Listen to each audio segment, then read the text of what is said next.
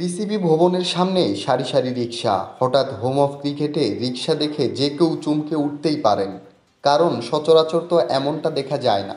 একটু পরেই খুলল সেই রহস্যের জট। একে একে চলে আসলেন আয়ারল্যান্ডের নারী ক্রিকেটাররা।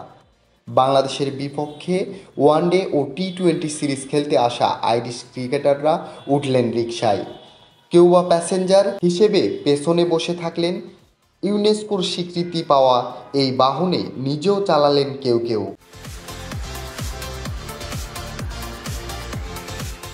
শুক্রবার দুপুরে ক্রিকেটারদের জন্য এই আয়োজন করা হয়। দুপুর 2টার দিকে স্টেডিয়ামের 2 থেকে 4 নম্বর গেট পর্যন্ত রিকশায় ঘোরানো হয় তাদের। গ্যারি লুইস, অ্যামি হ্যান্টারদের অনেকেই সেলফি তুলে মুহূর্তটি ফ্রেমবন্দি করে রাখেন। এর আগেও বিসিবির এমন আয়োজন ছিল।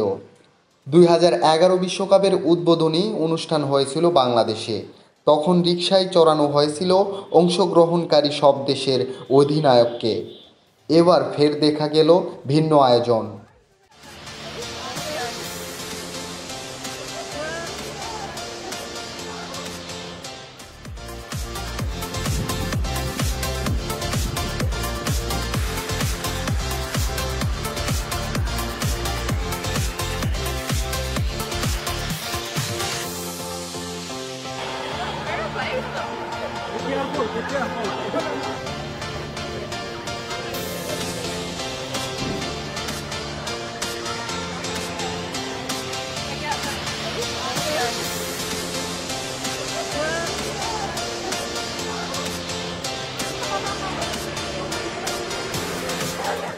জাকির হোসেন, দৈনিক বৈষম্যমুক্ত।